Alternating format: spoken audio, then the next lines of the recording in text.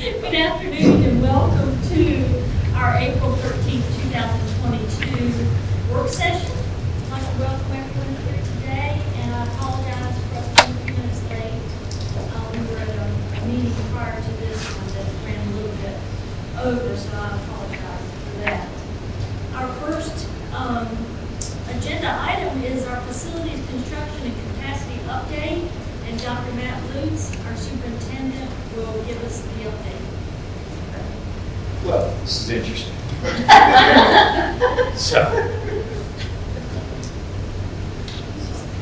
So Merrick Elementary, the big news on Merrick Elementary moving forward is that the footers have been dug and we're about to pour concrete. That should happen either today or tomorrow, which again, a process. Progress, things are moving along. They poured it today. Floating. So this is big news.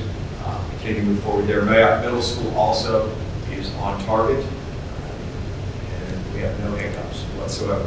We also have a kickoff meeting for the initial discussions around the new elementary school on the 26th of April. Right now, that discussion centers around number of classrooms per grade level. I'm excited to say that we are adding 2 pre-K classes in that building, which all of our buildings need that. Currently, our Merrick Elementary does not house pre-K, and we have to send children pretty decent distances to get there. Other than that, Matt, do you want to add anything? No, sir. I sent some pictures to you folks that I just took today. So. In the next update, when we come back in May, we're going to take a much deeper look at our student growth patterns and what does that mean for us in coming years and how we're going to respond to that. Thank you, Dr. Lutz. Our budget review, Susan Mazzell, our finance officer, will bring us an update. Good afternoon. Good afternoon.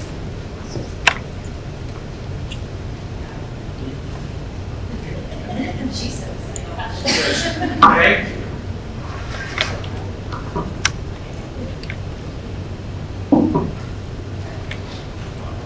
So in front of you, you should have the 2022-2023 budget resolution for the school year. And I'm going to start on page 1. In sections 1 and 2, you're going to see the state portion of our budget. So currently, as of today, we have no planning allotments from EPI. So this part of the budget was based off of current year allotments, plus a projected APM bump. Right now, DPI is projecting us at 4,641 students for next school year. So I built in here an estimated $900,000 extra for that APM bump. Flip over to page 2. You're going to see the current expense Fund 2 portion of our budget. So the APM, like I said before, the state is expected to increase. So when we factor that number along with an increased CPI number into the county funding formula, that gives us roughly a $1.7 million increase to the local funds.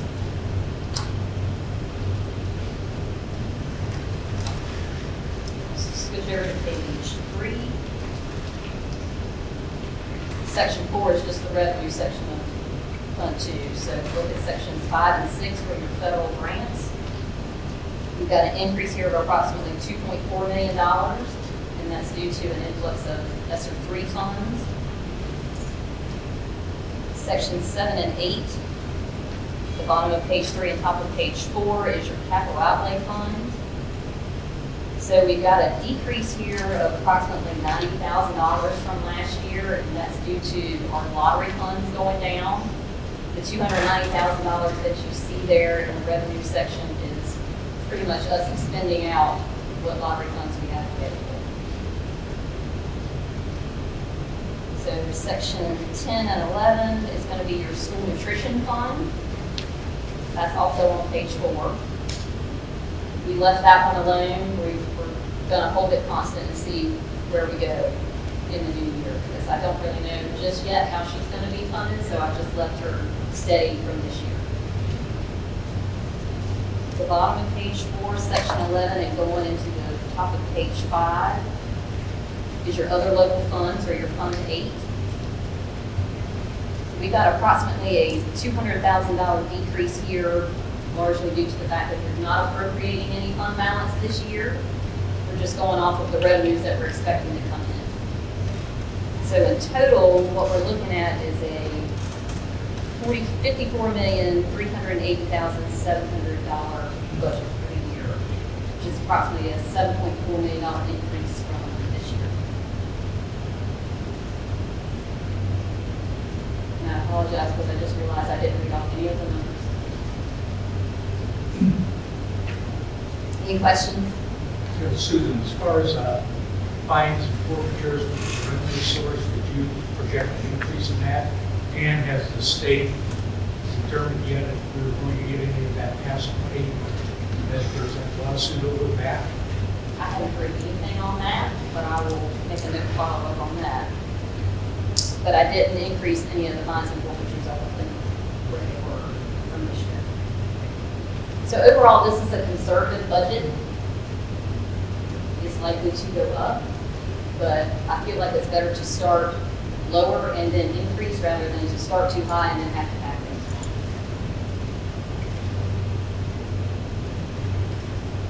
Could you give us a rough estimate of how much is in our fund? How much time do we have in our fund balance if we need to continue operating?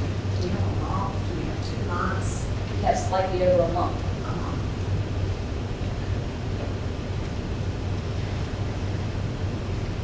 In recent audits, I believe have recommended that we have 3 months. Yes.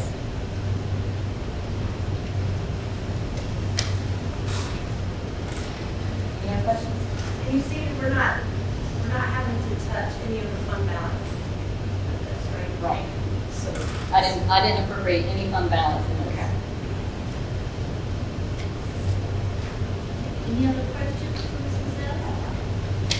All right, it looks like you're going to also be telling us a little bit about our supplement funds distribution. Dr. Lucy, if you want to give a little background Sure, on this? I'll do the background. So, as you're aware, we offer a supplement for our teachers. It is every county, most counties in the state offer a teacher supplement in addition to the state salary. Here in Currituck, we are fortunate that we have offered the highest supplement to teachers in the region. It's an attraction to keep teachers, and it's also a way that we can recruit teachers as well. The state recognizes that doesn't always create an even playing field. For example, in Wake County, and these are not actual numbers, a teacher supplement may be in excess of $12,000, whereas a neighboring county to Wake can only offer $4,000. And so the state has attempted to even or level the playing field by giving pots of money to the districts, and they left out 6 districts across the state. We were not one of them. So year by year, we will get a different amount sent to us, and then we can distribute those funds to our teachers, to our specifically certified staff that Susan will speak to, and how those supplement funds work. So that's how we arrived at this. The rules were largely to be created at the district level. And before Susan starts, I want to point out that we have always attempted to treat whether that person is a state employee or a locally paid employee, that we are still going to pay them a supplement when if at all possible. So we're going to try to treat people equally across the board. Anything else? Next slide. Okay, so what is the Appropriation Act of 2021? This is part of the state budget that they put out this year. So it's a recurring appropriation to allocate supplements to teachers, instructional support staff, and school administrators. These funds are intended to supplement and not supplant, which means we can't replace what we would normally be paying them with these dollars. It has to be in addition to what we would normally pay. And it's got a state-driven formula that determines our allotment each year. And as a result of that, we'll likely have different amounts being paid from year to year because they're basing it off of taxes, median income, household income, and whatever they budget for the year. So they come up with a factor and then apply it to what they budgeted, and then that's what we get for the year. So just as a point of reference for this year, we're getting $344,580 to work with. Next slide. How much did you say again for this year, 300? $344,580. And what does that equate to per employee? So, can I come back to that one? Yeah. So there's requirements and restrictions that go into this supplement. So the staff who are required to be paid on the legislative certified teacher salary schedule are the people that are eligible. So for us, this is the same staff that received the teacher bonus back in January, $50 teacher bonus. It's the exact same staff, but the rules are the same. That same requirement is also a restriction because it limits us to who we can give that supplement to. So the people that are left out of this are your classified staff, so TAs, and we ran into that a little bit with the teacher bonus. When the legislature refers to instructional support, they're not referring to teacher assistants. They're referring to certified staff, so it would be speech, psych, nurses. Those are the people that they're talking about. So this ineligible staff are classified staff, custodians, bus drivers, teacher assistants, bookkeepers, central office staff are not part of it. And oddly enough, they put in their language that pre-K is not eligible. Pre-K teachers are not eligible. I don't have a reason for that other than they put it in their guidance that they're ineligible.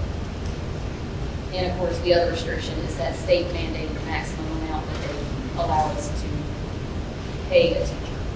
And that for us is $927 this year. That's the most that they will allow us to pay. And that is without benefits. Next slide. Okay, so these are the recommendations that we have for you regarding this. We recommend that the pre-K teachers get this because they got the teacher bonus. So like Dr. Luke said, we want to make sure it's equitable across the board and that everybody gets that this should be getting it.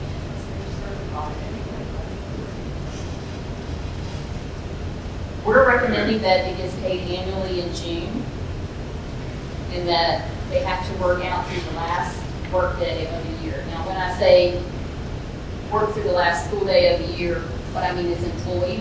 They could take leave on those last work days and it still be fine. We're kind of looking at it as a retention measure. And especially for this year, this is our first year without installments. And for those staff that may have forgotten that they're not getting a June check, maybe this would help ease that a little.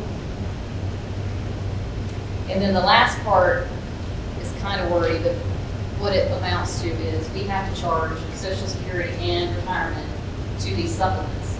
We want to utilize that allotment to pay for those and make sure that when we calculate all this up, that we're using the allotment fully. We don't want to leave any money left on the table. So back to your question of what that would equate to, is if we based it off of the staff that got it back in January. At this point, I don't know because we would wait until that last work day to figure out who they would get. But it would be roughly $841 per person. Any questions? If we're recommending that pre-K teachers get it, and I'm fine with that. But yet, they're not supposed to get it according to the state, but yet we can do it. Could we do something for our instructional assistants? We could. I'd have to look into how much that would cost. So I think it would be important to note that when Susan says we're going to pay pre-K teachers, it cannot come out of this allotment. Yes. So we're going to have to come up with those funds locally to be able to pay that. Now, if we add additional staff into that, we would have to figure out how to pay that locally. Because like, well, one of the things that hits me with that is that we kind of are falling within a little bit because they are certified, which is why I asked that. That's the common rule, is that they're certified, and they also receive the bonus in January. We don't know why they added legislative language that spoke specifically to cadets. When So they were, I think Susan made a good point in the cabinet meeting too, pre-K teachers are not paid on this, state funds. That's true. So that's why we think they were added into this and excluded from this, is because they are not actually paid out of state funds. They're paid out of funding or other local funds. So we don't receive that money directly from DPI. When it doesn't come directly from DPI, it can't go to the state, so it goes to the funding.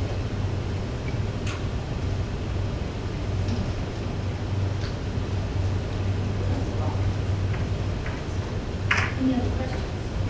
Does this include, I mean, like, the not on who is that, I mean, you pay our parents? Is that? That is not a pre-K program that falls under the school. That is an independent pre-K program. Private. Currently, we have 5 pre-K teachers and 1 vacancy, so next year we'll probably be 6, but not 5. Do you want me to try to calculate up how much it would cost for teacher assistants? Well, I know they work hard, but, you know, I understand it's just for certified folks. And come out of local, I don't know that we could do it, but. Our classified employees currently do not receive their salary. This is on top of the, this is for certified, classified does not receive. We spent a tremendous amount of time on the structure in January, really looking at each one and how that applies. So we felt comfortable using that same format to the board when it comes to these unusual illnesses. It also allows us to use the cost control. Do you think there's a chance that they might change that wording? I mean, maybe we should include what they're saying that they say that, but We are allowed to do that in districts in the Northeast region. Some are, some aren't. Some are doing what we're doing, some are not. We have the ability to pay.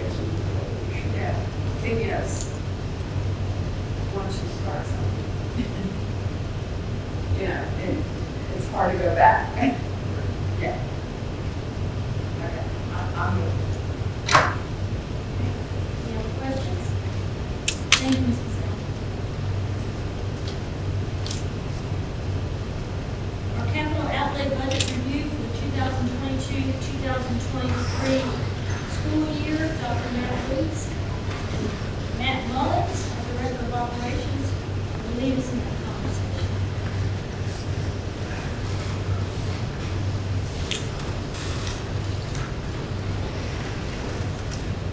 So basically, the list that you see is the same list that you saw last month with the addition of the 3 paid contractor jobs that I had not received funding for or funding proposals for. Shuffle some things around to make everything work. And this is the final draft as I see it. If you have any questions.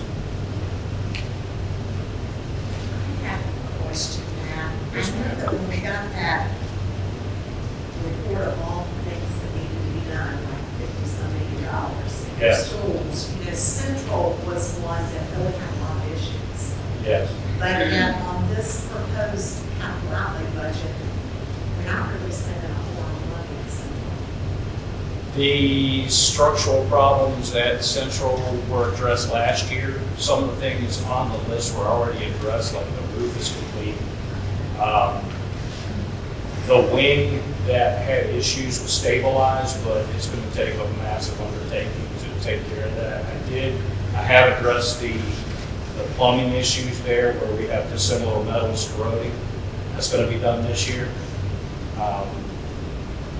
So we're kind of fixing everything so that it doesn't cause more problems. I Yes, guess. yes. Okay.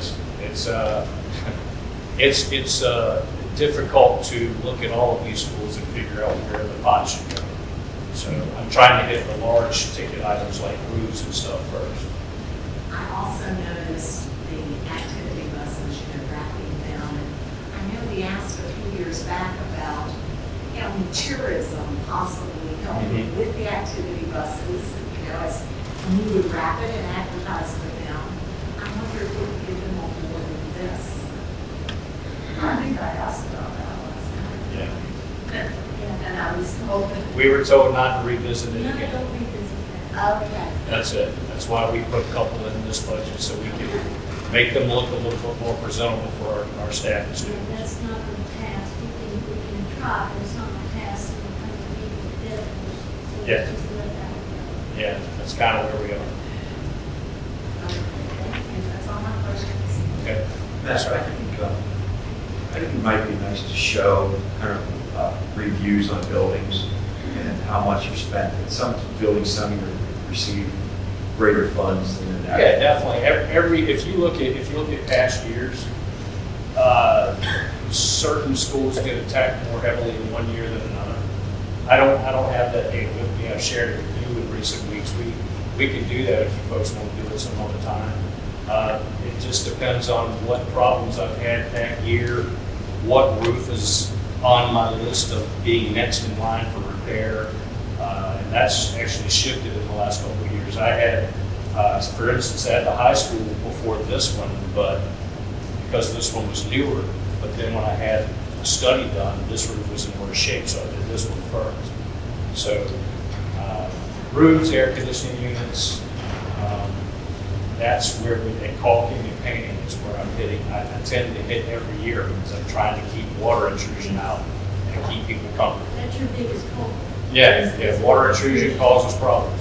Yeah. Yes. Go ahead.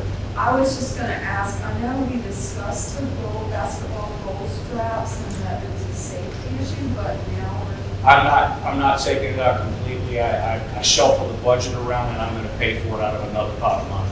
It's going to get done, but I just took it out of this pot and I'm going to put it in. Okay. Susan and I discussed where some money can come from to take care of it. Okay, thank you. Yeah. But I think if we add, for next year when we do this, Yes. I think it'd be great to see like the 3 years, previous Comparison. 3 years from that school. Okay. I think it's powerful to see that it gets distributed and it speaks to what you said. No problem. Now, one more thing, we talked about it over the last few years, but we really haven't done anything with it. It's like these electronic signs for the schools. I think we could maybe draw the community in more to what we're doing. It's hard to just get letters up maybe one or two things. And, I know that there was a private donation of, I believe, $5,000 Yes. sitting there waiting. So Yeah, there was a private donation of 5, but the cost was at 40. I know. We didn't have any more donations to hit it with, and I didn't put it back on the budget this year because I figured we needed to get some roofs and air conditioning repaired before we did it. But I think it's a good thing. But if we could just, maybe do 1 year or something, I don't know. I just like telling the community what we're doing, maybe get them in, we need volunteers, we need this, we need that. I think we had that discussion with Todd Parker a few weeks ago. He was involved in the donations coming in, but it just, Is that $3,000 figure, how many signs? Just one? That was the high school. Yeah. And I think what they did is they started, trying to raise the money, and then COVID came along, and Yeah. we kind of quit the drive, but, that was for the high school. But anyway, I think it would be beneficial to their programs that, and just tapping the buttons, kind of like what they have over at the Extension Center. Yeah. Yeah, that's exactly what we looked at a couple of years ago. No problem. Any other questions for Matt? All right, as always. Sure. All right. We appreciate it, Matt. Thank you. Always. Our school calendar. We always love this talk.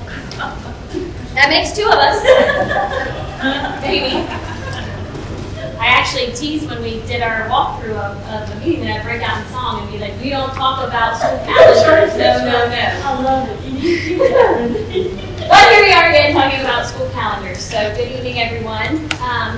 As you know, we put out a survey for parents and staff members and some students who participated to garner feedback on the 2 draft calendars that you had in your folders from previously. Let me give you some statistics on the results from that survey. We had 593 respondents to the survey. Of that, 51% were parents, 32% were staff, and approximately 15 filled both roles between staff and parent. 65% chose option 2 as their favored calendar, citing that their preference was because the semester 1 finished before Christmas break. Feedback on option 1 obviously cited their only real issue with the calendar was that it didn't finish before Christmas break, semester 1. So at district level in discussions, as you noted and as we pointed out previously about the differences between those 2 calendars was trying to finish up before Christmas break. And what that did was it made semester 1 19 days shorter, or approximately 133 instructional hours, different than semester 2. And we had lots of discussion at cabinet levels, including curriculum folks, including building administrators, about that difference. And even having conversation with our 2 student board members over there about what that means for a student in classes. And we really don't feel comfortable proposing a calendar that has such a difference in semester 1 to semester 2, both for our staff and for our students. That's a lot of pressure for staff to fit in the whole biology curriculum, if you will, in semester 1, 19 days short of what it looks like in semester 2. It's not necessarily fair to a Daniel to make him take that class in a 19 shortened day semester than it does for Sophia, who might get it in the 2nd semester and have additional 19 days to cover that content. And both will be held to the same accountability model and the same end of course test. So as we had those discussions and looked at those things, we have yet created one more draft calendar for you to review. So what you will find in your packet is a draft 3 calendar. And so in that draft 3 calendar, what you'll note is we finished semester 1 after Christmas, as was in option 1. But what we did is we took the feedback that was on the survey that parents and staff members created, and we tried to accommodate those things that we actually could accommodate. Let me speak a little bit to the survey results. The most noted thing on there was start earlier and end earlier. And if Ms. Dowdy could do that, she would have already done that in the calendar. Again, as it stands right now, we have no ability to start any earlier than August 29th. And so some folks put into this that feedback, well, we heard about, Wake County, or we heard about people in Mitchell County and Swain County, and they get to start later. There are currently 11 LEAs in the state of North Carolina that have calendar flexibility for the purpose of weather. Currituck is not one of those. Okay? So we can't have a calendar waiver for that fact. You will find that in state legislature there are some bills proposed for individual counties or for groups of counties or LEAs to get calendar flexibility. They're currently still sitting in state legislature. We had some folks that went as much as say, check out the calendar in Rutherford County. See, they're starting on August 22nd. Well, that was last year's calendar, and yes, we all could start that week in last year's calendar. I also did some homework based on what they put in there to try to find those LEAs that are. And most of those calendars were adopted in 2-year cycles. So last year they adopted last year's calendar and this coming school year's calendar. Under the assumption we'd all get to start the week earlier. It'd be great if we can, but this coming school year the state's not allowed us to do that. So many of them will have to go back and amend those calendars for this coming school year. So that was one of the things most cited on the calendar feedback. Early release days are still a hot topic, specifically to our elementary parents, and we knew that because we know it poses an issue with childcare. Childcare is hard to find in our region, so we acknowledge that. But that's one of the things that was also cited on there. And then, of course, everybody thinks we should get out before Memorial Day because it made sense, and we love it this year, and if we could do it again, we would do it again. But even taking off early release days, as people put in the survey, would not equate to us still being able to get out before Memorial Day weekend. Also keeping in mind that the staff calendar has to be 215 days from start to finish. The first optional workday to the last optional workday must include 215 days. So that's where we are with the draft calendar. Those changes you'll note on there. For payroll purposes, it made good sense for us to match our Christmas breaks and naps. Keeps everybody on the same schedule for payroll and finance purposes. So we took that annual leave day before Thanksgiving, made it an optional work day, so that is still an option for staff to take off on that day. We moved that annual leave day that was there and put it down in Christmas break, so it's the standard 2-week Christmas break vacation with annual leave days. We had folks say, particularly our staff, hey, please don't make us come back cold right after Christmas break without a work day in there. So we added a work day into January, so you see the optional work day coming back from Christmas break. And then the last bit of feedback was about, can we please get optional work days after the end of grading periods? K2 report cards take a lot of time to fill out. So what we did is we went back in there and made sure that we had work days following the end of grading periods to give that turnover chance for everybody to do that as well. So again, we did the best we could with the feedback that we could do something with to try to accommodate and come up with a version that we felt comfortable with. Again, you'll note in the middle of that option 3 page, every single quarter is exactly 44 days, all equal, all things considered. Everybody starts on a level playing field.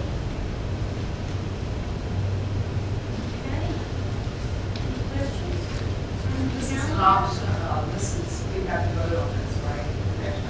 Option 2, I know they're going to get out, and that would be great, but I do have concerns with that semester ending on the 21st of December.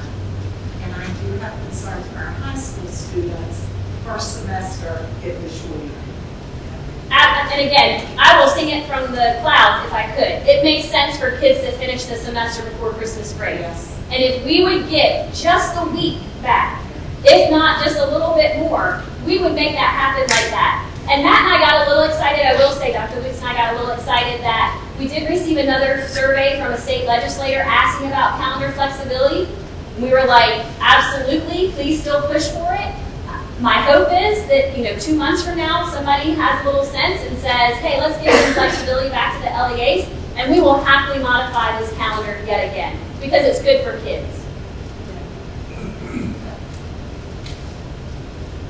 I'd like to say something if you don't mind.